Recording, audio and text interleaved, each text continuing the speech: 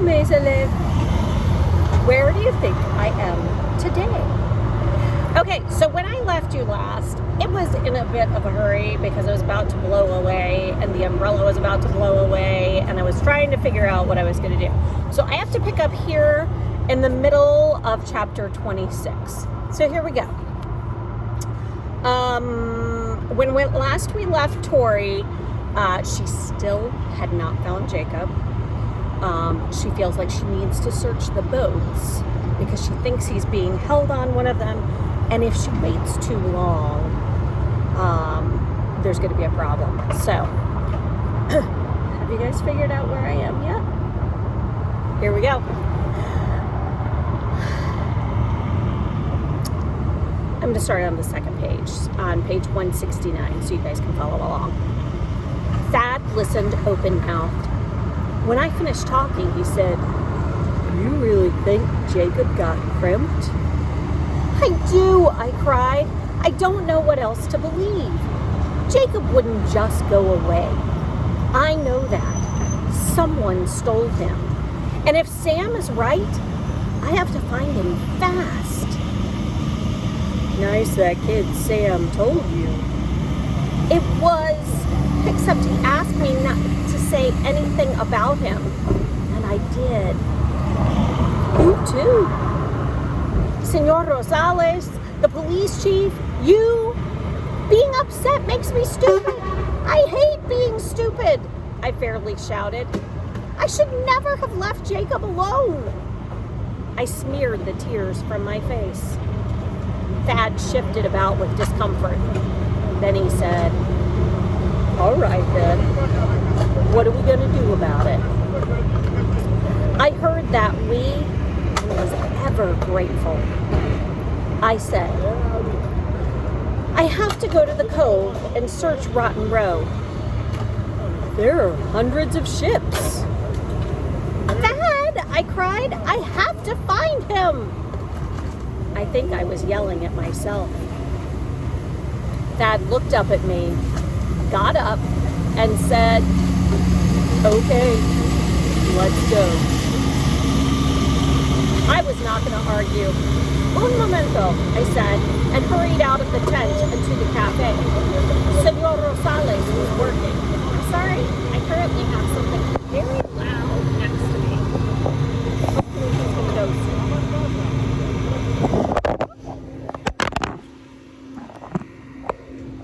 Sorry about that. Okay, here we go.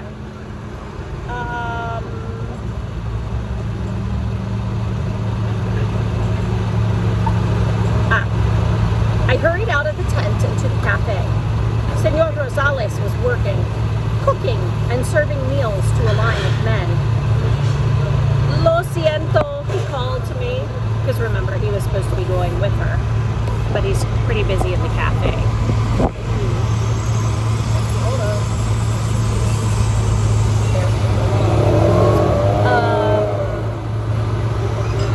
Thad said he'd go right now with me to the ships. "Excelente! I'll join you when I can." By the time Thad and I headed downhill, it was late afternoon. He, as usual, said little, and I was spent of words. If anything, his impatient long legs carried him faster. I was fine with hurrying, working hard just to breathe. The rain had stopped, but the wind was astir, making the air cold. Would San Francisco ever be warm? Remember, it's like November, right? November, December. As we rushed along, I kept my eyes on the cove ships and had to admit what everyone was cautioning. There were so many, and a fair number were huge. It was truly overwhelming. But it was also maddening to think that by gazing upon the rotten fleet, I was, in all probability, looking at where Jacob was being hidden. Yet, I couldn't know which outlet. How then to begin? How to pick the first ship to search? I was reminded of something I once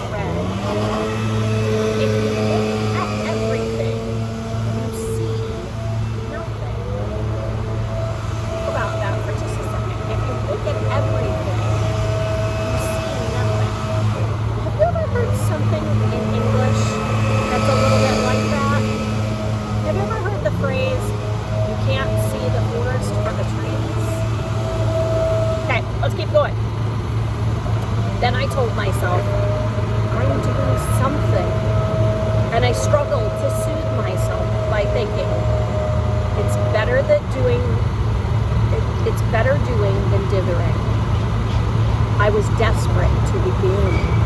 My nerves as tight as fiddle strings, though there was no music coming for me. When we reached the cove, Thad went right down to the rowboat we had used to go down the bay. Happily, both oars were there.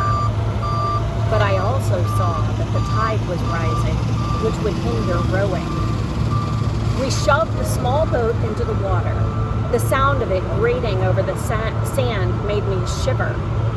I scrambled onto the rowboat's center seat and snatched up the oars.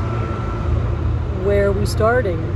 Thad asked as he gave another shove farther out and climbed into the stern seat.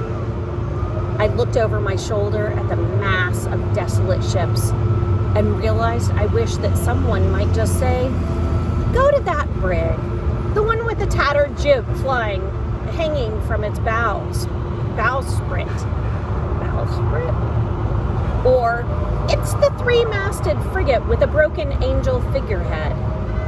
Needless to say, no one said anything of the kind.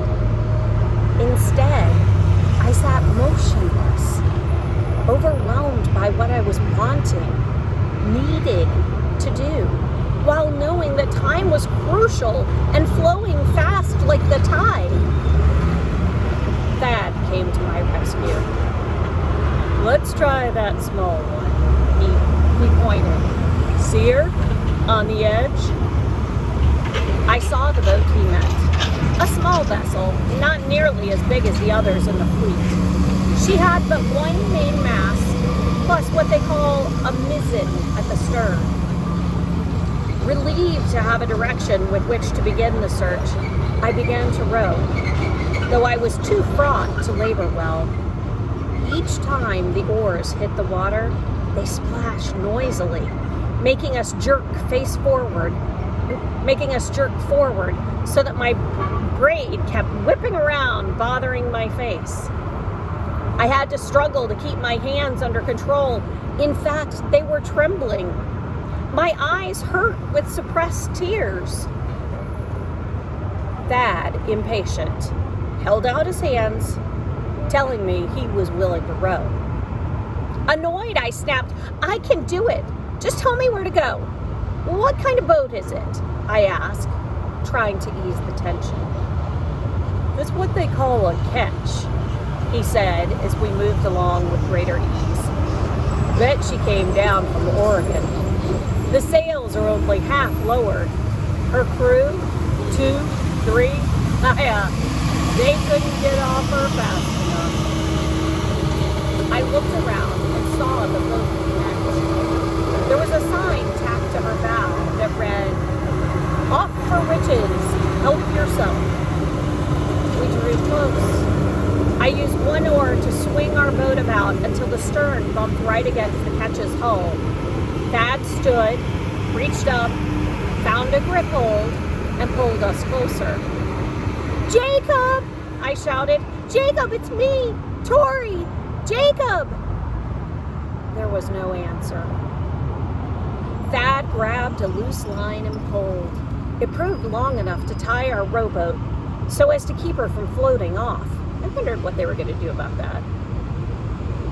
"I'll board her," he said, and he reached for the bulwark rail and began to haul himself up. "Wait, I'm coming too." I shipped the oars. As soon as Thad was on deck, he turned around and held out his hand. Unsteady in the bobbing rowboat, I grabbed it and he pulled. Although awkward, the next moment I was standing next to him on the deck. The ketch was small and open, with most of her deck before the main mast. Many lines lay about, some looking like birds' nests, others coiled with care. A good number of tools, like a belaying pin and a mallet, were strewn about. An anchor line hung from her bow and kept her in place. I wonder why they'd bothered. She felt desolate and empty. The boat was odd to see. Though we knew that she had no crew and had been left behind, she had a full rig of sails. They hung limply from her two masts. The lower edge of the mizzen sail dipped into the water and was stained with green scum. There was a hatchway to some space below deck. "She's all here," said Dad. "Sign says we could take her and sail around the world. We should do it." "That's not why we're here," I said, frustrated by his bantering. I went to the hatchway and leaned over it. "Jacob!" I called. There was no answer. Dim though it was, I could see deep enough below to be sure no one was there. I pulled myself up.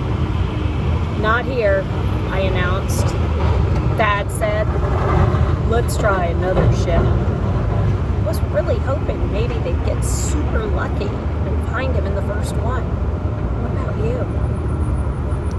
Let's keep going. Chapter 27. We scampered off the ketch and back into the rowboat. I looked about, trying to decide where among all those ships to go next. Once again, the sheer number of them and their size fed my anguish, while the increasing dusk only added to my misery. It would be dark soon.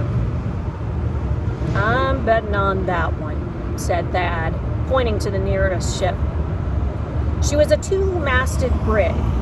Tattered gray sails sagged from her foremast, suggesting nothing so much as exhaustion. The boat looked like it was tired. I began to row. Once close, I backed against the brig, stern first. The ship made our rowboat feel tiny. "Can we get on?" I asked, looking up. The top rail was quite some ways above us. "I'm able," said Dad. "She's not that high. Just have to gaffle these rat lines." He grabbed the dangling web of ropes. They were like loose ladders and began to climb. In moments, he disappeared over the top-gallant rail, gone briefly before his head popped up. "Not hard," he called. I tied our rowboat to the brig and then followed him up the deck. It worked my muscles, but I succeeded. Like the ketch, the brig's main deck was in complete disorder. She was not just derelict, but looked as if she'd been ransacked. For a moment, my spirits lifted. If other people had been on her recently, maybe they brought Jacob here and left him. It was easy enough to see he wasn't on the deck. We searched the deck structures too. A few small cabins, for which the most part had been ripped open. Some of the wood removed, I suppose, for building in town. I guess that's one way to get your wood. It didn't matter what these cabins had been used for. Jacob was not in them. We came to the companionway steps that led to the ship's lower decks. I lay on my stomach and stared into the blackness below. Cupping my mouth, I shouted, "Jacob! Jacob! Are you there? It's me, Tori." No answer. I went down, every step bringing me deeper into darkness. "Jacob!" I descended farther only to hold back. It wasn't just murky. The smell was foul. "Don't get lost there," Thad called. I went on. The darkness grew deeper, the stink worse. I began to hear faint rustlings, plus some high-pitched squeaks. Something ran over my foot. "Oh!" I cried and leaped up a step, my body shuddering. "What?" Dad called. "Rats, I think." "Maybe you don't want to go anymore." "Jacob!" I yelled as loud as I could. "Are you here?" Other than a faint echo, there was no response. I retreated to the main deck and took a deep breath. Twilight had come. The city hills were glittery with points of candle, lantern, and cooking fires, as if stars had fallen and become stuck in the mud. Thad said, "Should have brought a lantern." I stood in place, full of ache, breathing hard with distress. I didn't know what to do. "We'll come back tomorrow," said Thad. Not answering, I went to the rail and stared out over Rotten Row. The multitude of ships, massive, mute, and dark, seemed positively evil to me. I had no voice to speak. I wanted to cry. I didn't. Thad came up to my side. "He's here somewhere. We'll find him."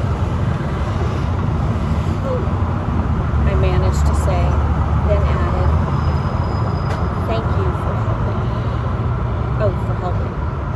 "Hiya," he said. "Best friends." Then he said, "Better get back to the beach." "Thad," I said, "my father is due from the diggings." "When?" "In a few days." "Hiya," he said again. I wondered how many meanings the one word, or sound, had. What am I going to say to him? Just, "Jacob's gone, it's my fault? Sorry?" Thad shook his head. "According to Sam, you didn't lose him. Someone took him. It's horrible. What difference does it make? He's gone." Fumbling, working hard not to slip and fall in the midst of the deck clutter, we got off the ship and into the rowboat. This time, Thad took the oars. I sat in the stern, hugging myself against the chill, tense with frustration. Without talking, Thad kept looking over his shoulder as he rowed. As we drew in, I could see someone on the shore, as if waiting for us. It was Sam. He was standing there, bugle under his arm. "I was going over to the Mercury." I don't like that voice. What voice should we do for Sam? It's got to be different than that. He's from New York. Let's go there. Let's just pick a place. "I was going over to the Mercury," he called as we drew in, "when I saw people out in Rotten Row. I was wondering if it was you." "That your brother?" He meant Thad. I shook my head. "My friend, Thaddeus." I turned to Thad. "This is Samuel. Sam. He's the one who told me about the crimping." Thad made a friendly nod, but in his way, didn't say anything. "Were you searching?" Sam asked me. "A couple of boats, but it got too dark." "You need light." As Thad and I pulled the rowboat up onto the beach, Sam stood there, as if not sure what to do. For a moment, Thad hung back, and then he went up to Sam, hand out. "Thanks for telling Tori about the crimping," he said, and then added, "I'm Thad." Sam shifted his bugle under his arm, shook Thad's hand, and nodded. "It's not good." Thad said, "Really think Jacob got kidnapped?"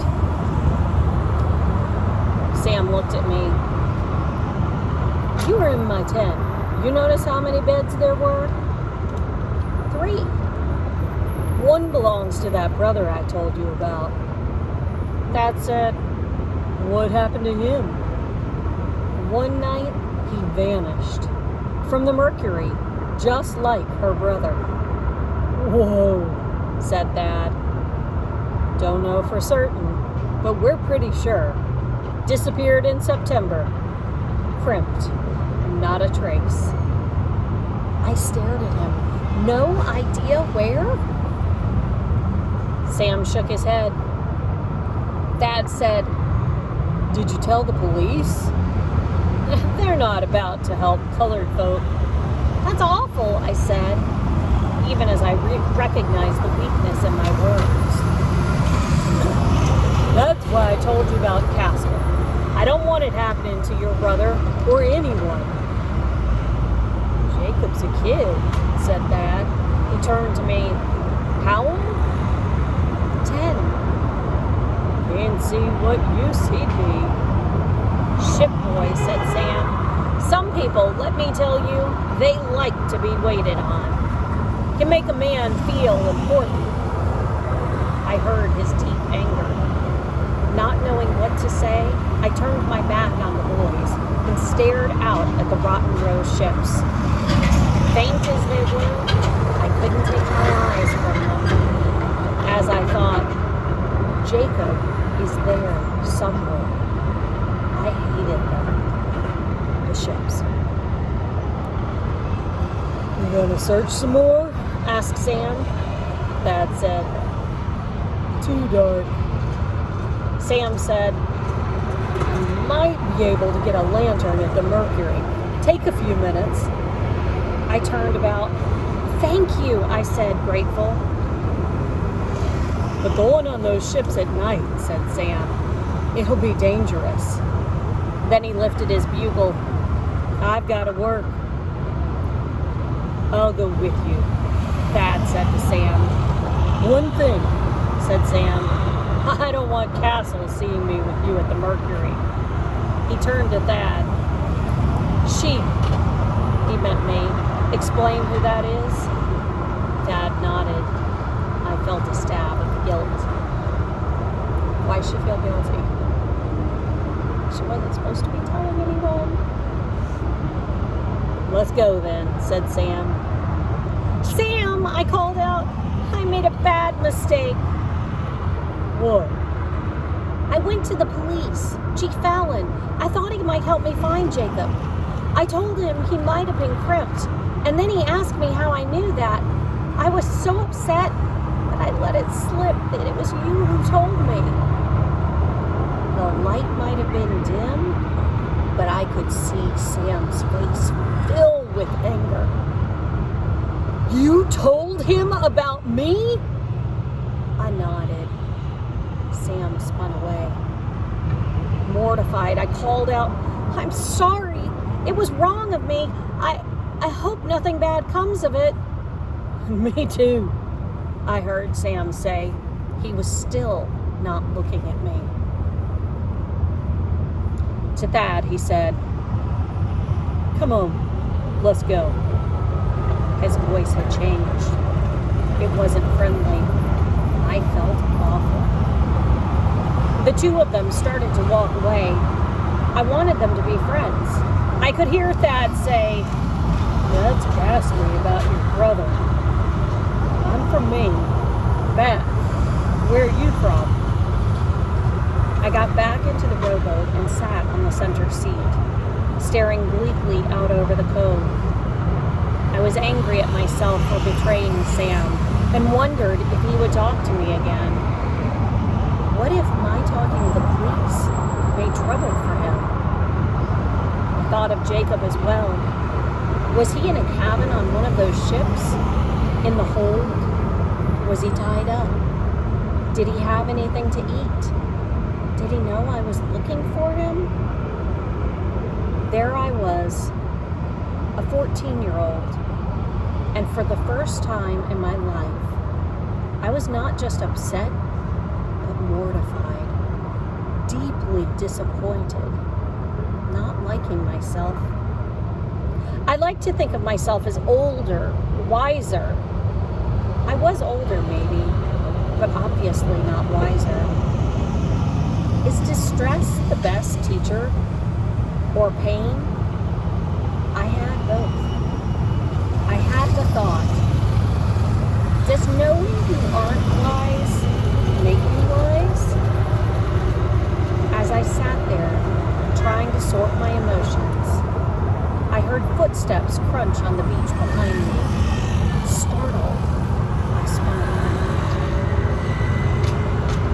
where we're going to leave it today. Who could it be coming up behind?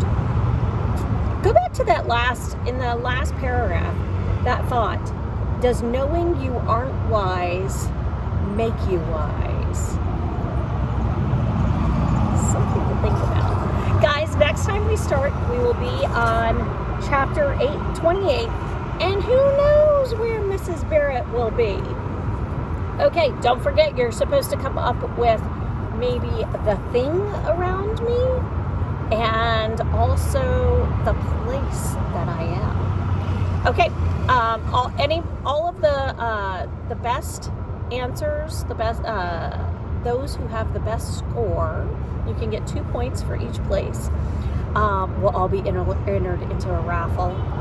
I've decided that, and I have no idea what the prize is going to be, but I'll come up with something good. Take care, guys. Bye.